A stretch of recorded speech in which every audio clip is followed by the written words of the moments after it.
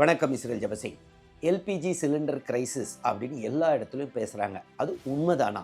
இது வெறும் அப்போசிஷன் பார்ட்டிஸாக ஒரு ரூமரை கிளப்பி விட்டுட்டு இருக்காங்களா? ஆர்டிஃபிஷியலாக ஷார்ட்டேஜ் வருதா? டெல்லி சீஃப் மினிஸ்டரான ரேகா குப்தா அவர்கள் பாரதிய ஜனதா கட்சியை சேர்ந்தவர். அவங்க என்ன சொல்லியிருக்காங்க? அப்படி ஒரு கிரைசிஸே கிடையாது அப்படின்னு சொல்லியிருக்காங்க. நம்மளுடைய யூனியன் மினிஸ்டரான பியூஷ் கோயல் அவர்களும் சொல்லியிருக்காரு, ஒரு வாரம் நடந்துகிட்டு இருக்கு, ஆனால் நம்ம நாட்டை பொறுத்தவரை ஒரு கிரைசிஸும் கிடையாது, சஃபிஷியண்ட்டாக இருக்கும் அப்படின்னு சொல்லியிருக்காரு. நம்மளுடைய பிரதமரும் என்ன சொல்லியிருக்காருன்னா, கிரைசிஸ்லாம் கிடையாது, இது வந்து லெஃப்ட் விங்கும் காங்கிரஸும் சொல்லிக்கிட்டு இருக்காங்க, நம்ம எனர்ஜி இதில் வந்துட்டு நல்லாவே முன்னேறி இருக்கோம் அப்படின்னு சொல்லியிருக்காரு. ஸோ உண்மையான நிலைமை என்ன? ஈரான் வந்துட்டு நம்ம இந்திய ஷிப்பை மட்டும் அலோவ் பண்ணுறாங்க அப்படின்னு ஒரு நியூஸ் ஐட்டம் ராய்டர்ஸில் வந்துச்சு, ஆல் இண்டியா ரேடியோலையும் வந்துச்சு. அது உண்மைதானா? சரி, உண்மையாகவே எல்பிஜி கிரைசிஸ் இருந்துச்சுன்னா எவ்வளோ நாள் இருக்கும்? ஹோட்டல்லாம் மூடிடுவாங்களா? வீட்டில் எல்பிஜி சிலிண்டர் வராதா? இதை பற்றி எல்லாமே இந்த வீடியோவில் நம்ம பார்ப்போம்.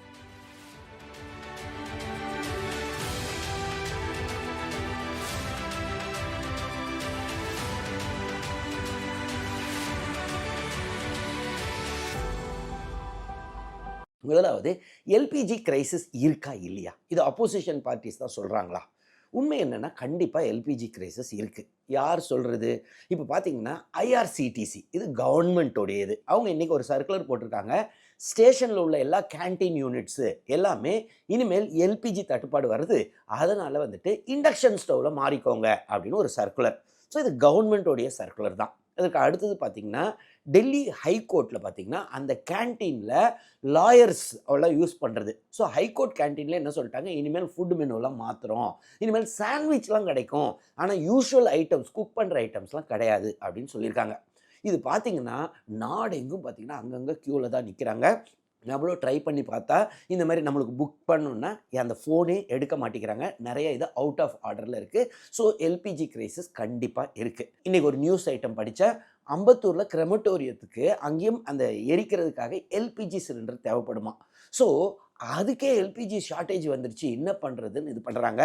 பார்த்திங்கன்னா நிறைய இடத்துல ஹோட்டல்ஸ்லாம் கொஞ்சம் கொஞ்சமாக மூட ஆரம்பிச்சிடுறாங்க.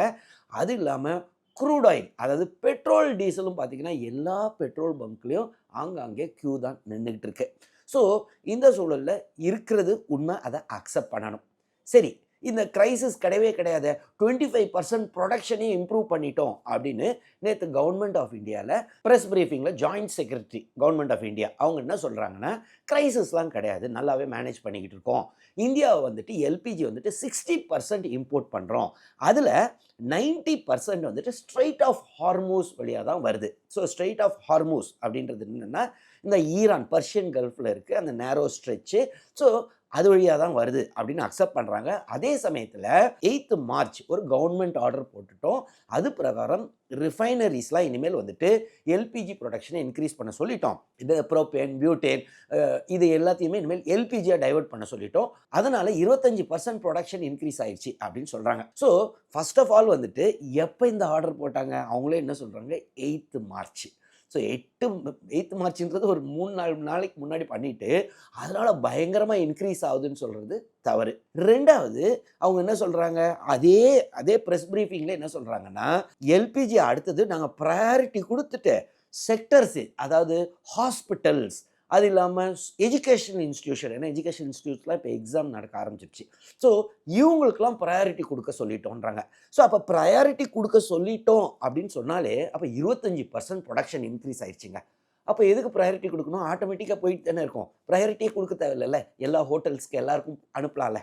ஸோ இவங்க சொல்கிறது அவங்களுடைய இதிலே ரொம்ப கான்ட்ரடிக்டரியாக இருந்துச்சு அவங்களுடைய ப்ரெஸ் ப்ரீஃபிங். இன்னொன்று அவங்க என்ன சொல்கிறாங்கன்னா, ஒரு 3 மெம்பர் கமிட்டி போட்டோம், ஐஓசிஎல், அதை Indian oil corporation limited, BPCL, HPCL எல்லாம் சேர்ந்து இப்போது இந்த நான் ப்ரையாரிட்டி ஏரியாஸ் இதெல்லாம் எப்படி, இப்போ ஹோட்டல்ஸு இதுக்கெல்லாம் எப்படி போகணும், எந்த ஆர்டரில் கொடுக்கணும்லாம் அந்த கமிட்டி டிசைட் பண்ணும் அப்படின்னு சொல்கிறாங்க. ஸோ இந்த மொத்த ப்ரீஃபிங்கை பார்க்கும்போதே கண்டிப்பாக கிரைசிஸ் இருக்குது, ஷார்ட்டேஜ் வரப்போகுது, இதில் டவுட்டே கிடையாது. ஷார்ட்டேஜ் வரப்போதில் வந்துருச்சு. அதற்கு அடுத்தது பார்த்திங்கன்னா, எல்பிஜி வந்துட்டு இப்போ வெறும் இந்த சவுதி அங்கே நாங்கள் டிபெண்ட்டாக இல்லாமல் நார்வே, யூஎஸ்ஏ இங்கேருந்தெல்லாம் டைப் போட்டாச்சு, இனிமேல் அங்கேருந்தெல்லாமும் வரப்போகுது அப்படின்னு சொல்கிறாங்க. ஸோ நார்வேல இருந்து ஒரு கப்பல் கார்கோ ஷிப் இந்தியா வந்து அடையணும்னா ஏறக்குறைய 45லேருந்து 50 நாள் எடுக்கும். யுஎஸ்ஏலேருந்து ரொம்ப வேகமாக வந்தாலும் 60 நாள் எடுக்கும். சில டைமில் மொத்தம் இந்த கார்கோவுமே 90 நாள் கூட எடுக்குமா. ஸோ இவங்க சொல்கிற மாதிரி இமீடியட்டாக இந்த கிரைசிஸ்க்கு அங்கேருந்து தான் ஃபர்ஸ்ட் ஆஃப் ஆல் அவங்களுக்கே கிரைசிஸ் வரப்போகுது.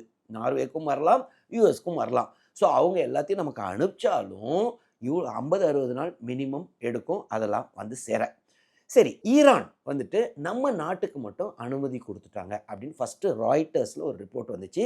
அதாவது நம்ம நாட்டு கப்பல்கள்லாம் இந்த ஸ்ட்ரெயிட் ஆஃப் ஹார்மூஸை கடக்கலாம். ஏன்னா நம்ம எக்ஸ்டர்னல் அஃபேர்ஸ் மினிஸ்டரான ஜெய்சங்கர் அவர்கள் ஈரானுடைய மினிஸ்டரோட பேசினார். அதுக்கப்புறம் பிரச்சனை முடிஞ்சிருச்சு. நம்ம கப்பல் மட்டும்தான், வேறு எந்த நாட்டு கப்பலையும் அலோவ் பண்ணல அப்படின்றத அந்த நியூஸ் ஐட்டம்.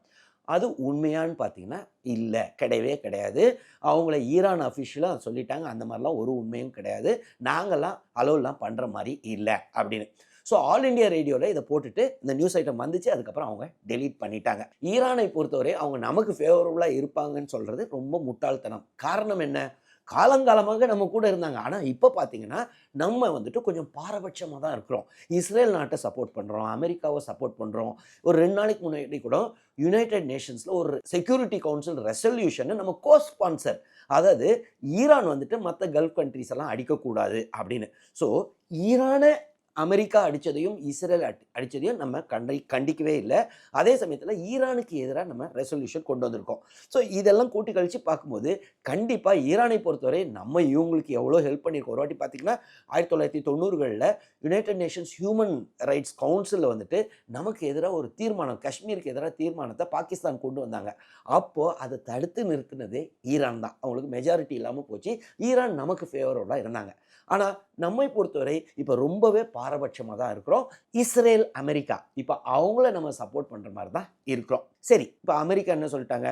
வேணும்னா ரஷ்யா கிட்ட வேணால் ஆயில் வாங்கிக்கோங்க, ஒரு 30 நாள் உங்களுக்கு ரிலாக்ஸேஷன் தரோம் அப்படின்னு சொல்லியிருக்காங்க. அது வேணும்னா எக்ஸ்டெண்டும் பண்ணுறோம் அப்படின்னு டொனால்ட் ட்ரம்ப் அவர்கள் சொல்லியிருக்காரு. ஸோ நம்ம நாட்டை பொறுத்தவரை அவர் என்ன சொல்கிறது? நாங்கள் தான் முடிவு பண்ணுவோம்னு சொன்னாலும் இப்போ உண்மை என்னென்னா அவங்க சொன்ன உடனே, ஏன்னா இவ்வளோ நாள் நீங்கள் அந்த க்ரூட் ஆயில் பார்த்தீங்கன்னா ரஷ்யா கிட்டேருந்து வாங்கிட்டு இருந்தது. அமெரிக்கா நம்ம மேலே கண்டனம் கொஞ்சம் நாளைக்கு முன்னாடி தெரிவித்தாங்க. அப்போ உடனே நம்ம நிறுத்திட்டோம். இப்போ மீண்டும் ரஷ்யாவிலேருந்து வர ஆரம்பிச்சிருச்சு. சரி, நம்ம ஏன் ரஷ்யா கிட்ட எல்பிஜி வாங்கக்கூடாது? பார்த்தீங்கன்னா ரஷ்யா கிட்டேருந்து க்ரூட் ஆயில் தான் வரலாம். ஆனால் எல்பிஜி வந்துட்டு அந்த ஷிப்ஸே வேறு மாதிரி இருக்குமா அந்த எல்பிஜியை கொண்டு வரதுக்கு.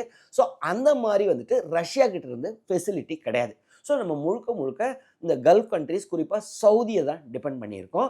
ஆனால் அங்கேருந்து வர எல்பிஜி தான் அந்த ஸ்ட்ரெயிட் ஆஃப் ஹார்மூஸை கடக்க விடாமல் ஈரான் பண்ணுறாங்க. ஸோ ஈரானை பொறுத்தவரை எங்கள் நாட்டு தலைவரை அவங்க கொண்டுட்டாங்க, ஸோ நாங்கள் அடிப்போன்றது அவங்க பக்க நியாயம். அதனால் எங்கள் ஸ்ட்ரெயிட் ஆஃப் ஹார்மூஸை நாங்கள் பிளாக் பண்ணுவோம் அப்படின்னு சொல்கிறாங்க. சரி, இந்த எல்பிஜி சிலிண்டர் கிரைசிஸ் எவ்வளோ நாள் போகுங்க? இதுக்கு வந்து இப்போ என்ன எல்லாரும் கடைசியில் நம்ம என்ன விறகு கட்டைக்கு போயிட போகிறோமா? இது பார்த்தீங்கன்னா இந்த ஈரான் வார் இன்னும் எவ்வளோ நாள் போகுது? இப்போ பார்த்தீங்கன்னா டொனால்ட் ட்ரம்ப்புடைய ஸ்டேட்மெண்ட்ஸ்லாம் நீங்கள் கவனிச்சிட்டு இருந்தீங்கன்னா நாங்கள் ஏற்கனவே வின் பண்ணிட்டோம் அப்படின்னு சொல்ல ஆரம்பிச்சிட்டாரு. ஏன்னா அவருக்கும் அங்கே ப்ரெஷர், ஏகப்பட்ட பணத்தை செலவழிக்கிறாங்க. அவங்களால வந்துட்டு இப்போ மொத்த ரெஜிமியும் அவங்களுடைய தலைவரான ஈரானுடைய தலைவரை கொண்டுட்டாங்க, நிறைய தாக்குதல் பண்ணிட்டாங்க. அதே சமயத்தில் அவங்க இப்போ தரைப்படை, அதாவது அந்த உள்ளே இறங்கி அடிக்கணும், அது வந்துட்டு அவ்வளோ லேஸ் கிடையாது. ஏன்னா அது ஈரான்றது ரொம்ப பெரிய கண்ட்ரி. ஸோ அது ரொம்ப காலம் போகும். உக்ரைன் ரஷ்யா வார் மாதிரி ஆகிடும். ஸோ அதனால் இப்போ ட்ரம்ப் கொஞ்சம் கொஞ்சமாக அவருடைய ஸ்டேட்மெண்ட்ஸ்லாம் மாற்ற ஆரம்பிச்சிட்டாரு. நாங்கள் வின் பண்ணிட்டோம்னு சொல்ல ஆரம்பிச்சிட்டார். ஸோ ஒரு கட்டத்துக்கு மேலே அவர் என்ன சொல்ல போகிறாருன்னா, இங்கே பாருங்க, நம்ம ஜெயிச்சாச்சு, ஈரானில் உள்ள நியூக்ளியர் இதெல்லாம் மொத்தத்தையும் நம்ம எடுத்துட்டோம், இனிமேல் பிரச்சனை இல்லை, அதை சொல்கிறதுக்கு ரொம்ப நாள் இல்லை. காரணம் என்ன? அவருக்கு அங்கே ப்ரெஷர். ஸோ இதே தான் போன வருஷமும் ஒரு வாட்டி தாக்குதல் பண்ணாங்க இஸ்ரேலும் யூஎஸ்ஏவும். அப்பயும் என்ன சொன்னார்? இல்லை, மொத்தத்தையும் இது பண்ணிட்டா இனிமேல் ஈரானால் நியூக்ளியர் இதே கொண்டு வர முடியாது அப்படின்னாரு. அதற்கப்புறம் ஒரு வருஷத்துல மீண்டும் பயங்கரமான டேஞ்சர்னு சொல்லி தாக்குதல் பண்ணார். ஸோ யூஎஸ்ஐ பொறுத்தவரை, டொனால்ட் ட்ரம்ப்பை பொறுத்தவரை அவர் நினைக்கிறது தான் இதுன்ட்டு இன்றைக்கி பார்த்தீங்கன்னா உலகம் முழுவதும் எவ்வளோ பிரச்சனைகள் ஓடிக்கிட்டு இருக்கு இந்த ஈரான் வார்னால. சரி, நம்மளுடைய எல்பிஜி கிரைசிஸ் எவ்வளோ நாள் போகும்? இந்த பாருங்க, ஒரு வார்னா கண்டிப்பாக கிரைசிஸ் வரும். நம்ம இந்தியாவில் இருந்துட்டு பேசிக்கிட்டு இருக்கோம். இந்த நம்ம சேனலை பார்க்குற நிறைய பேர் பார்த்தீங்கன்னா கல்ஃப் கண்ட்ரீஸ்லலாம் இருக்கிறாங்க. அவங்களுக்குலாம் யோசிச்சு பாருங்கள், நிறைய தாக்குதல்கள் நடந்துக்கிட்டு இருக்கு. ஸோ அதெல்லாம் கம்பேர் பண்ணும்போது இந்த எல்பிஜி கிரைசிஸ்ன்றது நம்ம ஃபேஸ் பண்ணணும். இது நேச்சுரல். ஏன்னா இந்த உலகத்தில் வாழும்போது ஒரு இடத்துல வார், அது டொனால்ட் ட்ரம்ப் வேணால் திட்டிக்கிட்டே நீங்கள் எல்பிஜி சிலிண்டர் இல்லாமல் விறகு கட்டையில் சமைங்க. இஸ்ரேல் நாட்டு பிரதமரான பெஞ்சமின் நெத்தன்யாவை திட்டிக்கிட்டே நீங்கள் வந்துட்டு வேற ஏதோ இண்டக்ஷன் ஸ்டவ்வில் சமைங்க. ஆனால் இந்த கிரைசிஸ் அப்படின்றது ஒரு நேச்சுரல், அதை நம்ம ஃபேஸ் பண்ணி தான் ஆகணும். ஸோ நம்ம நாட்டை பொறுத்தவரை இப்போ கிரைசிஸை இப்போ எஃபர்ட்ஸ் எடுக்க ஆரம்பிச்சிட்டாங்க. இந்த மார்ச் 8ஆம் தேதி கவர்மெண்ட் ஆர்டர் அப்படிலாம் சொல்லியிருக்காங்க. என்னன்னா இதை கொஞ்சம் நாளைக்கு முன்னாடியே எடுத்திருக்கலாம். அதாவது இந்த ரைட்டிங் ஆன் த வால் அப்படின்னு சொல்லுவாங்க. ரொம்ப தெளிவாக தெரிஞ்சுது எப்போனாலும் தாக்குதல் நடக்க போகுது ஈரான் மேலே, ஸ்ட்ரெயிட் ஆஃப் ஹார்மூஸை அவங்க மூடுவாங்கன்னு.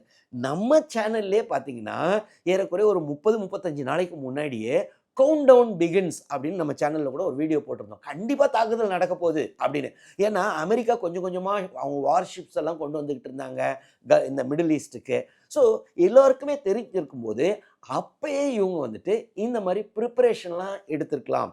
அதை விட்டுட்டு இப்போ திடீர்னுட்டு 8ஆம் தேதி வந்துட்டு ஒரு ஆர்டர் போட்டுட்டோம், இப்போ வந்துட்டு நார்வே கிட்ட சைன் பண்ணிட்டோன்றது என்னை பொறுத்தவரை கொஞ்சம் இல் ப்ரிப்பேர்டாக, ஒழுங்காக வெல் ப்ரிப்பேர்டாக இல்லாமல் இல் ப்ரிப்பேர்டாக தான் இருந்திருக்குமோ அப்படின்னு தோணுது.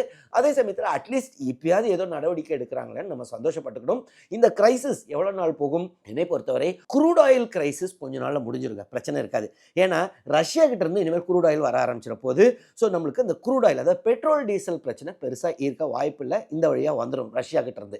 அதே சமயத்தில் எல்பிஜி கிரைசிஸ், ட்ரம்ப் எவ்வளோ நாள் அவருடைய ஈகோ விட போறாருன்னு ரொம்ப நாள் தாங்க மாட்டார். எனக்கு தெரிஞ்சு அவரும் இல்லை ஜெயிச்சிட்டோம் அவ்வளோதான் போதும்னு சொல்கிற வரைக்கும் அந்த இடம் அப்படி இருக்க போகுது. அப்போ ஒரு கட்டத்துக்கு மேலே இப்பயே பார்த்தீங்கன்னா நிறைய ரெஸ்டாரண்ட்ஸ் மூட ஆரம்பிச்சிட்டாங்க. அப்போ கொஞ்சம் கொஞ்சமாக நீங்கள் ஸ்விக்கியில் இருந்து என்ன பண்ணணும், ஸ்விக்கி ஆர்டர் நிறுத்தணும், வீட்டிலேயே சமைக்க ஆரம்பிக்கணும். நம்ம வீட்டிலே சமைக்கும் போதும் என்ன பண்ணணும், கேஸ் ஸ்டவ் கிடைக்கிறது டைம் இருக்கா, இப்பயே நீங்கள் இண்டக்ஷன் ஸ்டவ்வுக்கு பழகிக்க ஆரம்பிக்கலாம். ஸோ நம்ம யூஸ்வலாக என்ன பண்ணுவோம், இண்டக்ஷன் ஸ்டவ்வில் டீ போடுறதுக்கு, காஃபி போடுறதுக்கு, மற்றபடி சமையல்லாம் கேஸ் ஸ்டவ்வில் பண்ணுவோம். ஸோ அதை இப்பத்துல இருந்தே, ஏன்னா கிரைசிஸ் ஆரம்பிச்சிருச்சு, இன்னும் எவ்வளோ நாள் போக போகுதுன்னு தெரியல. இந்த சூழலில் கேஸை, நம்ம வீட்டில் இருக்கிற கேஸை ஃபஸ்ட்டு கொஞ்சம் கொஞ்சமாக குறைச்சி இண்டக்ஷன் ஸ்டவ்வில் ஆரம்பிச்சிடலாம். ஒருவேளை தேவைப்பட்டா விறகு கட்டைக்கும் நம்ம ரெடியாக இருக்கணும். இதெல்லாம் யோசித்து பார்க்கும்போது என்னடா இது கிடையாது, கேஸ் சிலிண்டர் வர்றது கஷ்டமாயிடும், ஸ்விக்கிலாம் இருக்காதுன்னும் போது கொஞ்சம் கொஞ்சம் கோவிட் காலம் மாதிரி தோணுது. ஏறக்குறைய அந்த மாதிரி நிலைமைக்கும் போகலாம். ஆனால் டொனால்ட் ட்ரம்ப் எவ்வளோ குயிக்காக முடிவு பண்ணுறாரோ, இல்லை நான் ஜெயிச்சிட்டோம் அப்படின்னு டிக்ளேர் பண்ணிட்டாருன்னா ஸ்ட்ரெயிட் ஆஃப் ஹார்மூஸ் கிளியர் ஆகிடும். அதுக்கப்புறம் கொஞ்சம் கொஞ்சமாக நார்மல்சி வந்துடும். ஸோ என்னை பொறுத்தவரை எல்பிஜி கிரைசிஸ் இருக்கா இல்லையானா கண்டிப்பாக இருக்குது, இதில் டவுட்டே கிடையாது. உங்களுடைய வியூ என்ன? இல்லை எல்பிஜி கிரைசிஸ்லாம் கிடையாது அப்படின்னு சொல்கிறீங்களா? தயவுசெய்து கமெண்ட்ஸில் எழுதுங்க, நானும் பார்த்து தெரிஞ்சுக்கிறேன். இல்லை கிரைசிஸ் இருக்குது, இந்த ப்ராப்ளம்லாம் ஃபேஸ் பண்ணுறோம் அப்படின்னு நீங்கள் ஃபீல் பண்ணாலும் அதையும் கமெண்ட்ஸில் எழுதுங்க, நான் பார்த்து தெரிஞ்சுக்கிறேன். அது இல்லாமல் இந்த வீடியோவில் ஏதாவது டவுட்ஸ் இருந்துச்சுனாலும் கமெண்ட்ஸில் எழுதுங்க, நான் கிளாரிஃபை பண்ணுறேன். தொடர்ந்து இந்த சேனல் மூலமாக சந்திப்போம். நன்றி, வணக்கம்.